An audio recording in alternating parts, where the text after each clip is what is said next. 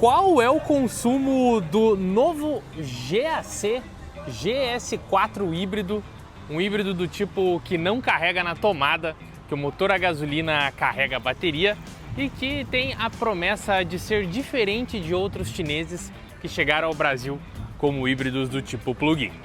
Esse aqui é o recém-lançado GS4 da marca GAC, ou GAC como eles querem ser chamados, em que ele une um conjunto 2.0 gasolina mais um motor elétrico de 235 cavalos.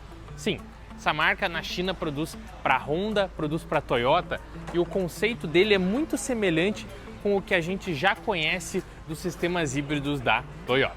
E vem comigo. Segundo o painel, o carro fala que poderia fazer 1000 km de autonomia. Eu imagino que seja uma autonomia urbana, não confirmo que essa autonomia deve ser uma autonomia que eu consigo na estrada, mas vamos ao teste. Ele estava com cerca de meio tanque, eu coloquei mais 22 litros e agora vamos descobrir quanto será que o motor a gasolina consegue fazer ele ajudar para fazer na estrada. Segundo o Inmetro, é 14 km por litro na cidade, 11 na estrada. Estou curioso, acho que a promessa deve ser um pouco mais e o sistema lembra muito os que a gente já conhece de Corolla. Depois vai ter vídeo completão dele, mas agora é uma viagem porque eu acabei de vir pegar o carro. O volante é bonito, viu? Olha aí. Lembrou aqueles volantes da Subaru com a Toyota. Eu tô achando esse carro muito lembrando o estilo dos japoneses.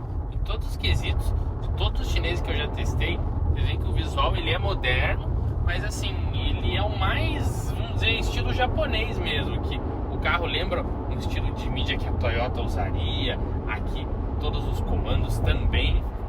O próprio botão aqui de ajuste do retrovisor fica escondido lá embaixo, mas aqui na parte do painel também me lembrou muito o estilo Toyota da vida.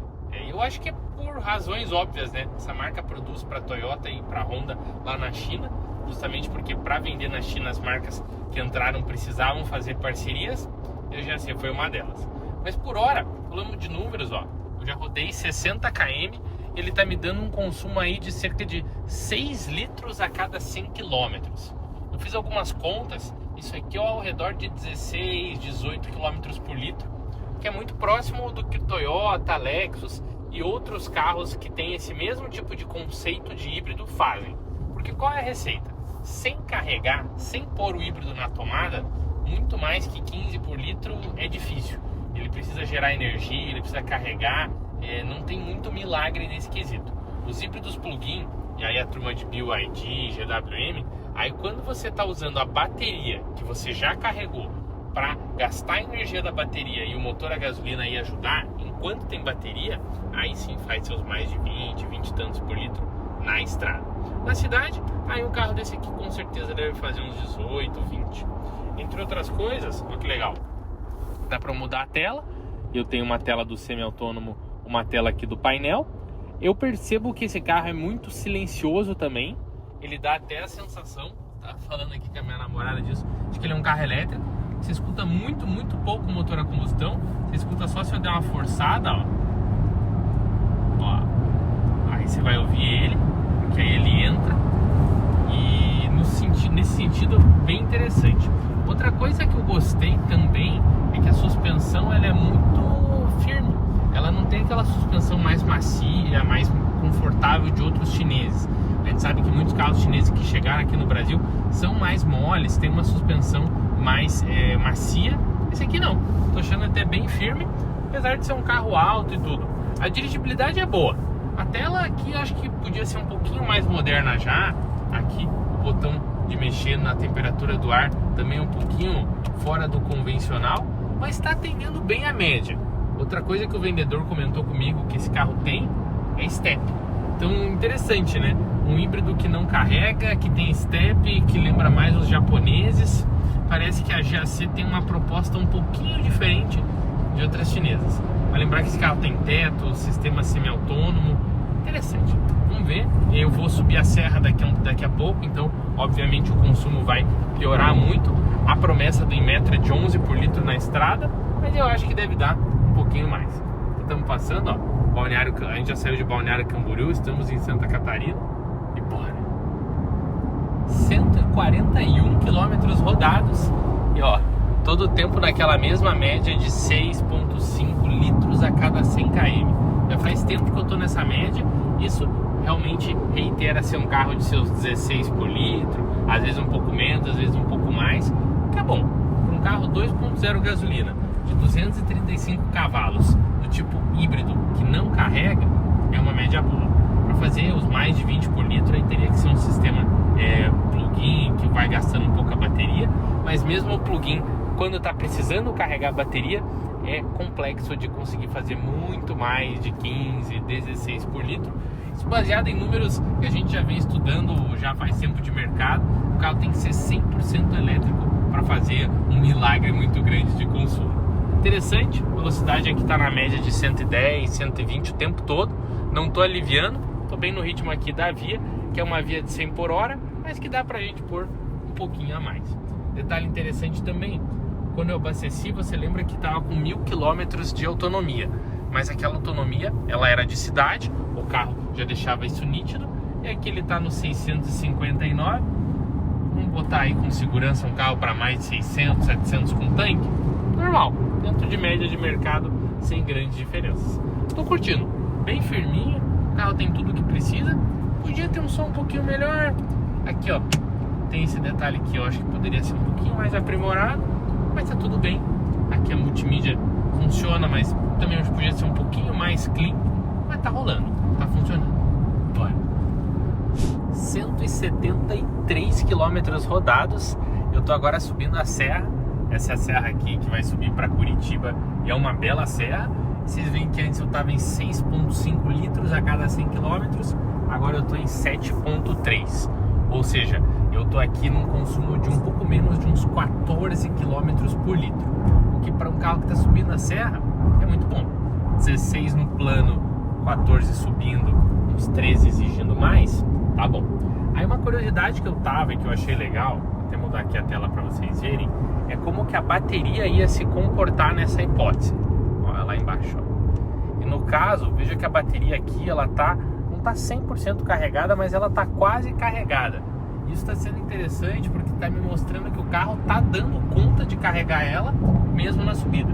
Aqui ó, quando eu começo a exigir, vejam que aí essa bateria começa a cair, mas logo em seguida quando, por exemplo, eu tenho trechos de um pouco mais de descida, mesmo na subida tem, né, um pouco de subidas e descidas, ele já consegue reestabelecer e ó, a potência aguenta bem.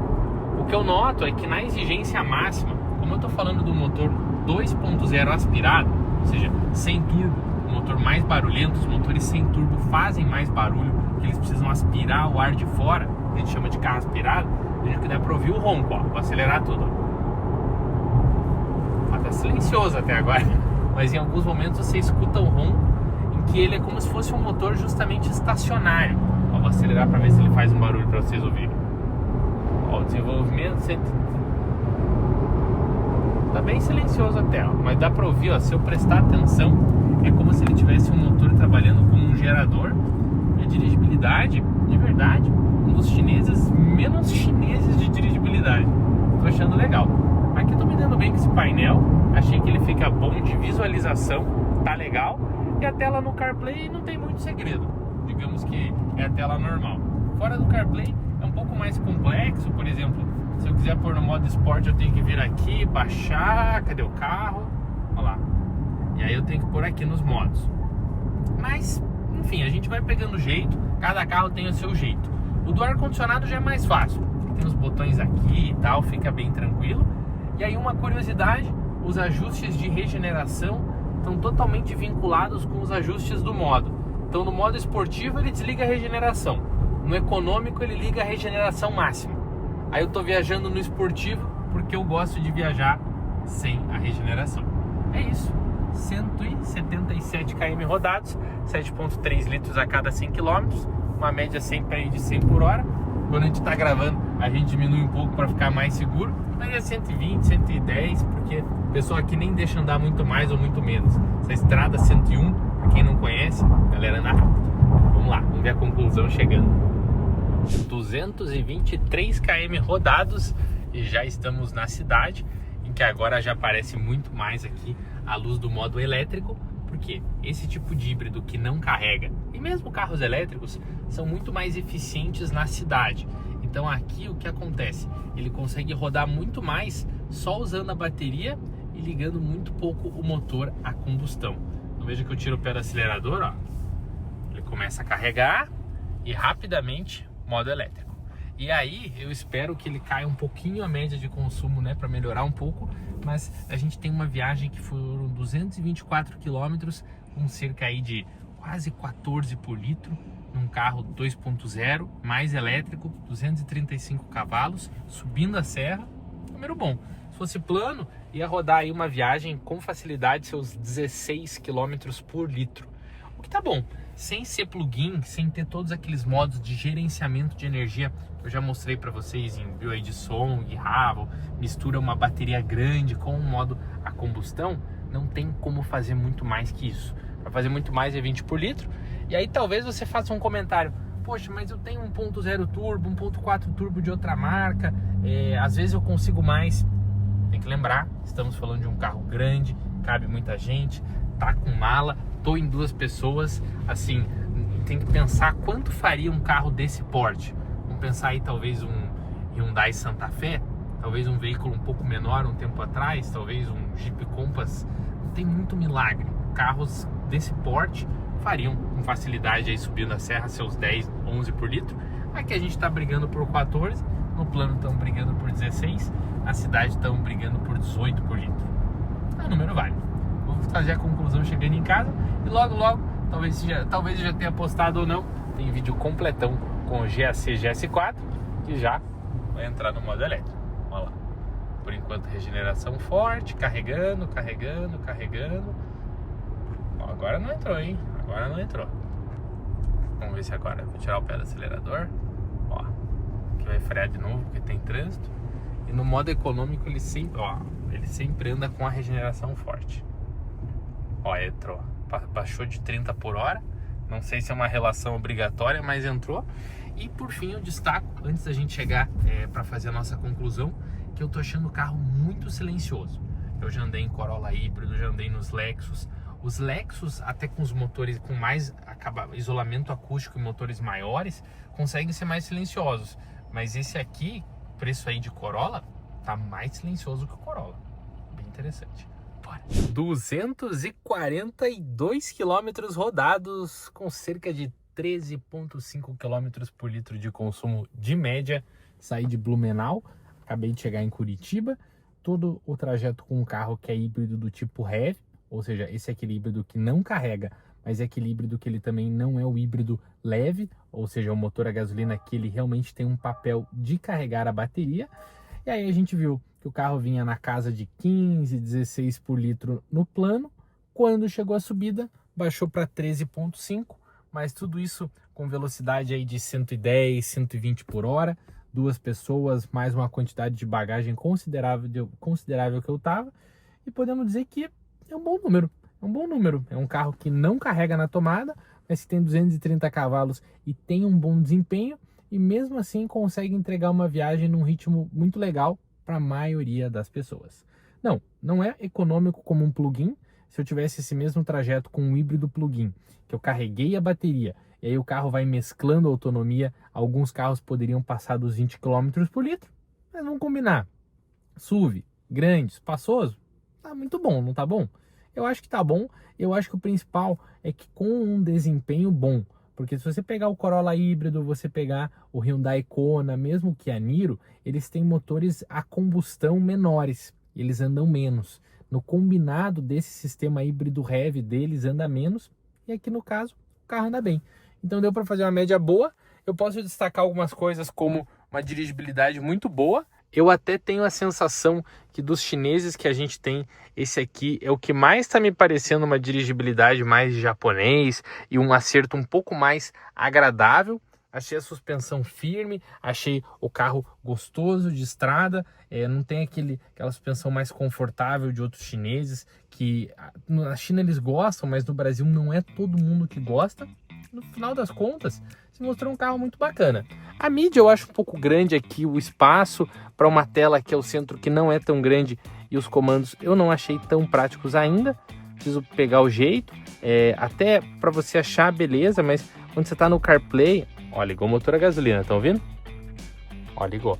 Quando você está no CarPlay, tudo não é tudo tão simples, mas vocês podem ver que no final das contas dá para se acostumar.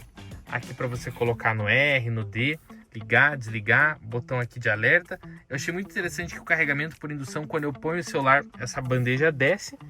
Aqui o USB-C, tudo que tem direito. E para abrir a porta, ó, a maçaneta. Podemos dizer que a GAC inventou diferenciais para deixar o seu carro diferente.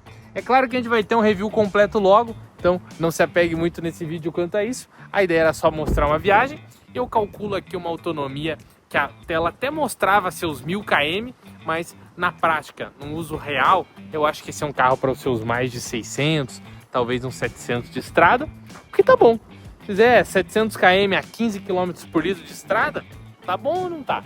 Poderia fazer um cálculo na bomba, eu botei ali, tava com meio tanque, seus 22 litros, então vamos ter um tanque aqui de uns 50, talvez uns 55, vou pedir para colocarem aí exato na tela, mas eu posso dizer o seguinte, tá na média, e aí para fechar aquele meu conselho de sempre, eu indico esse tipo de híbrido para você que ainda não tem onde ter um carregador, não consegue colocar um carregador, ou mesmo talvez não goste de carregar, eu sei que esse público existe, porque se você puder carregar, aí eu já acho que os híbridos plug-in podem, além de tudo isso que eu mostrei, se tornarem carros 100% elétricos no dia a dia, você vai gastar muito menos para rodar, e aí você consegue, com um híbrido plug-in, rodar uns 100 km, 80 só no modo elétrico. Se der para ter um carro 100% elétrico, aí eu acho até mais legal, e quem tem vários modelos à disposição é a própria GAC. E aí, curtiu? O que você achou do resultado? Comenta aí.